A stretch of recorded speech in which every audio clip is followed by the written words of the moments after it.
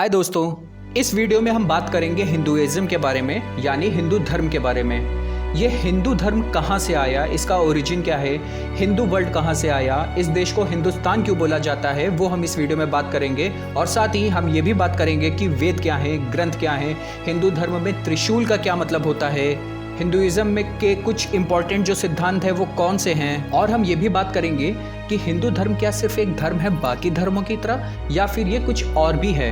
इसके अलावा जो हिंदू धर्म की पवित्र संख्या है 108, उसका हम एक साइंटिफिक पॉइंट भी आपको ज़रूर बताएंगे, तो इस वीडियो को लास्ट तक ज़रूर देखिएगा। तो देखिए, हिंदू धर्म को संस्कृत में सनातन धर्म भी कहा जाता है। हिंदू धर्म दुनिया का सबसे पुराना धर्म है, जिसे करीब 1 बिलियन से भी ज़्यादा लोग आज की डेट में फॉलो करते हैं। क्रिश्चियन और मुस्लिम के बाद ये दुनिया का तीसरा सबसे बड़ा धर्म है। तो देखिए, जो हिंदू धर्म की शुरुआत हुई थी वो हुई थी इंडस रिवर यानी सिंधु नदी के पास जो सिंधु घाटी है, इंडस वैली, वहाँ से हुई थी।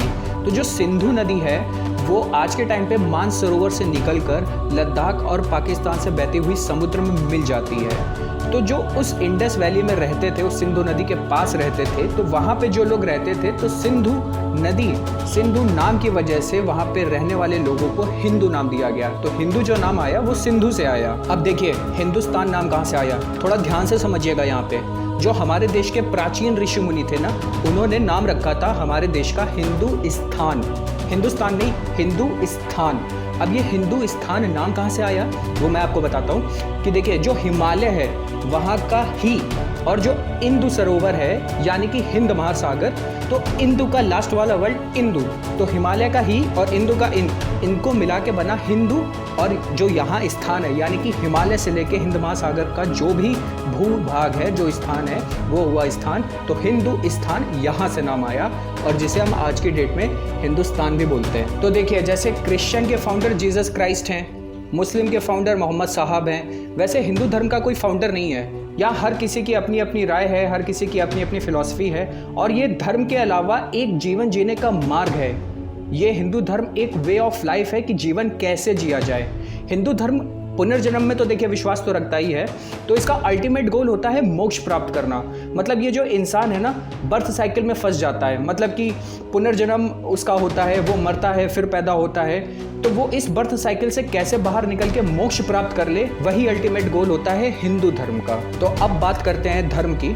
हिंदू में धर्म बड़ी ही इंपॉर्टेंट चीज़ है, मतलब धर्म से ही हमारे कर्म होते हैं। तो हिंदू धर्म में धर्म के 4 पिलर बताए गए हैं।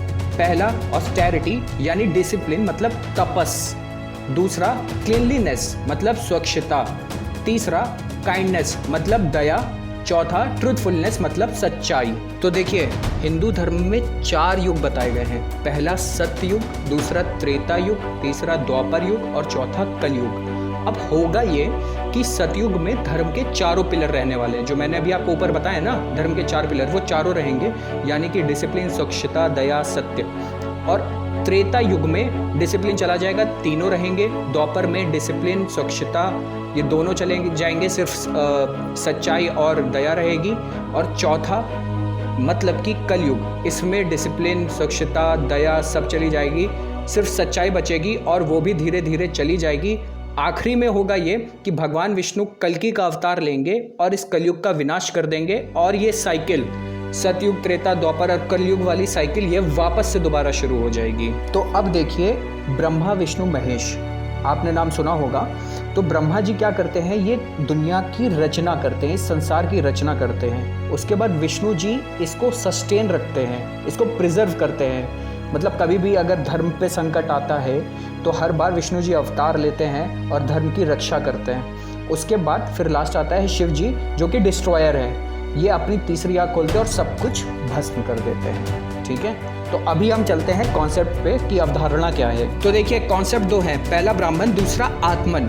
ब्राह्मण मतलब पर ब्रह्म या अल्टीमेट एनर्जी, जिसे ना तो बनाया जा सकता है और ना ही नष्ट किया जा सकता है। दूसरा आत्मन, आत्मन ये हमारी आत्मा होती है, यानी कि हमारी सोल, जो उस अल्टीमेट एनर्जी से निकला एक अंश है, जो कि उस परब्रह्म से निकला हुआ एक अंश है, जो फिर क्या होता है, इस प्रकृति में जाता है, इस माया में जाता है और फिजिकल फॉर्म में कन्वर्ट होता है, यानी कि ह्यूमन बॉडी में। और फिर जो माया है इसको अट्रैक्ट करती है। अट्रैक्ट मतलब जैसे कि पैसा दिखा के, घर बंगला ये सब दिखा के इसे अट्रैक्ट करती है, इसको फंसाती है अपने माया जाल में। क्योंकि हिंदू धर्म का अल्टीमेट तो गोल होता है मोक्ष प्राप्त करना, जो कि रियलिटी है। तो आदमी मोक्ष प्राप्ति ना करके इस माया जाल में फंस जाता है और फिर वो इस बर्थ साइकिल में फंसता चला जाता है। तो देखिए अब बात आती है कि मोक्ष कैसे प्राप्त करें। देखिए 3 मेथड उसके लिए बताए गए हैं। अभी हमने आपसे कहा था ना कि हम त्रिशूल के बारे में बात करेंगे, और आप सबने त्रिशूल भी तो देखा ही होगा। तो जो त्रिशूल का पहला भाग है वो बताता है सत्य, दूसरा भाग बताता है चित्त, और तीसरा बताता है आनंद के बारे में।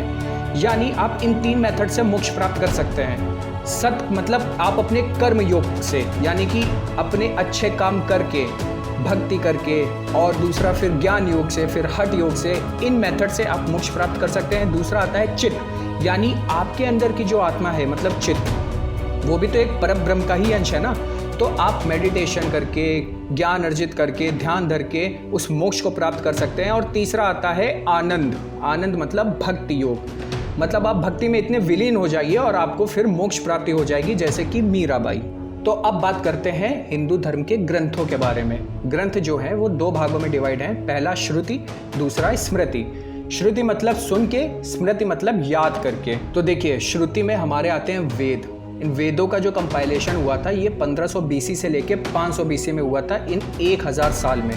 वेदों को भगवान ब्रह्मा की वाणी भी बोलते हैं। कहा यह जाता था कि भगवान ब्रह्मा ने स्वयं प्रकट होकर ऋषियों को ये बोला कि आप वेद लिखिए।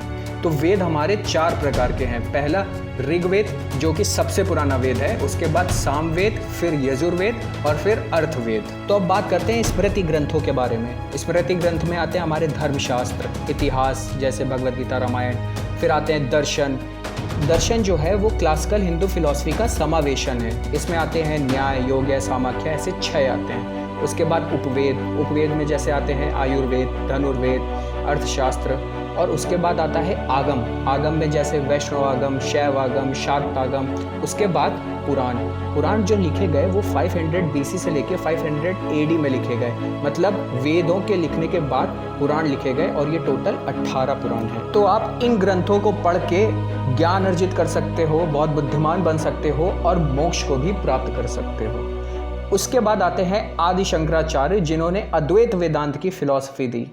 इन्होंने हिंदू धर्म और बौद्ध धर्म के बीच महत्वपूर्ण अंतर को समझाया, जिसमें कहा गया है कि हिंदू धर्म दावा करता है कि आत्मा स्वयं में मौजूद है, और जबकि बौद्ध धर्म दावा करता है कि कोई आत्मा नहीं, कोई स्वयं नहीं। ये जो अंतर है ये आदि शंकराचार्य ने हमें बताया। उसके बाद आता है वर्ण। ये भी आपको बताता है कि कैसे मोक्ष प्राप्त कर सकते हैं। और ये जो वर्ण है ये भी भगवान ब्रह्मा से ही निकला है। इसकी 4 क्लासेस हैं। पहला ब्राह्मण, दूसरा क्षत्रिय, तीसरा वैश्य और चौथा शूद्र। जो ब्राह्मण है वो भगवान ब्रह्मा के हेड से, जो क्षत्रिय है वो आर्म से, थाई से वैश्य और फुट से शूद्र निकले हैं। तो जो ब्राह्मण है वो ब्राह्मण हुए, जो ज्ञानी होते हैं, जो शास्त्रों का अध्ययन करते हैं वो ब्राह्मण हुए। क्षत्रिय वो जो वॉरियर्स होते हैं। उसके बाद वैश्य वो जो ट्रेडर्स और बिजनेसमैन होते हैं। और लास्ट जो शूद्र होते हैं यानी कि वर्कर्स, उन्हें शूद्र कहा गया है। तो जो ये टॉप 3 क्लासेस है यानी कि ब्राह्मण, क्षत्रिय, वैश्य, इनको ये 4 स्टेज ज़रूर फॉलो करना होता है। वो कौन सी है आइए जानते हैं। पहली स्टेज है ब्रह्मचार्य की, जिसमें आपको कुछ भी नहीं करना, सिर्फ आपको नॉलेज लेनी है। दूसरा गृहस्थ, जिसमें आपको शादी करनी होगी, शादी के बाद बच्चे होंगे, आपको उन सब की रिस्पॉन्सिबिलिटी अच्छे से निभानी होगी। तीसरा वनप्रस्थ, मतलब कि फिर आप अपनी वाइफ के साथ तीर्थ यात्रा करिए। और चौथा संन्यास, मतलब आप फिर भगवान के ध्यान में लग जाइए और आपको फिर मोक्ष की प्राप्ति हो जाएगी। तो अब बात करते हैं हिंदू धर्म के देवी देवताओं के बारे में।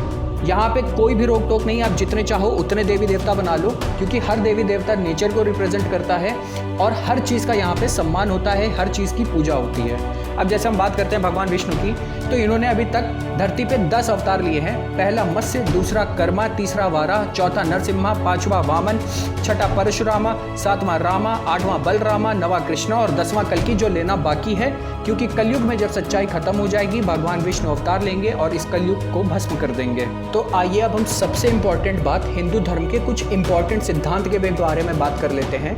तो देखिए, पहला सिद्धांत ये कहता है कि ईश्वर एक है, नाम उसके अनेक। दूसरा दूसरा, ईश्वर से डरे नहीं, प्रेम करे और प्रेरणा ले। तीसरा, हिंदुत्व का लक्ष्य स्वर्ग नर्क से भी ऊपर है। चौथा, हिंदुओं में कोई एक पैगंबर नहीं है। पांचवा, धर्म की रक्षा के लिए ईश्वर बार बार पैदा होते हैं। छठा, परोपकार ही पुण्य है, दूसरों को कष्ट देना पाप है। सातवां, स्त्री आदरणीय है। आठवां, पर्यावरण की रक्षा को उच्च प्राथमिकता। नवा, आत्मा अजर अमर है। और 10वां सबसे बड़ा मंत्र, गायत्री मंत्र। और ये जो बुद्ध धर्म है, जैन धर्म है और जो सिख धर्म है, ये हिंदू धर्म से ही निकले हैं और लगभग इन सारे धर्मों की फिलॉसफी भी कॉमन ही है। तो अगर हम देखें नंबर्स के अकॉर्डिंग, इंडिया में सबसे ज़्यादा हिंदू धर्म के फॉलोअर्स हैं, लेकिन अगर हम परसेंटेज वाइज के अकॉर्डिंग देखें तो सबसे ज़्यादा नेपाल में है। तो अब बात करते हैं 108 नंबर के बारे में। 108 जो है वो हिंदू धर्म में सबसे पवित्र संख्या मानी जाती है। हिंदू धर्म में जो माला जपा जाता है जिसमें 108 दाने होते हैं, आप कोई भी मंत्र का जप करिए, 108 बार करना चाहिए।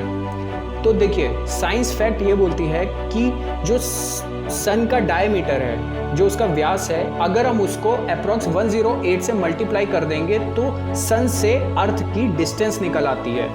ठीक इसी तरह से जो मून है उसका जो डायमीटर है उसको अगर हम 108 टाइम्स मल्टीप्लाई कर देते हैं तो उससे मून और अर्थ के बीच की डिस्टेंस निकल आती है। तो ये था 108 का फैक्ट। और भी बहुत कुछ है, तो अब आप हमें कमेंट करके बताइए कि आपको ये वीडियो कैसी लगी, और अगर यूजफुल लगी हो, नॉलेजफुल लगी हो, तो इसे शेयर ज़रूर करिएगा। And last, thanks for watching.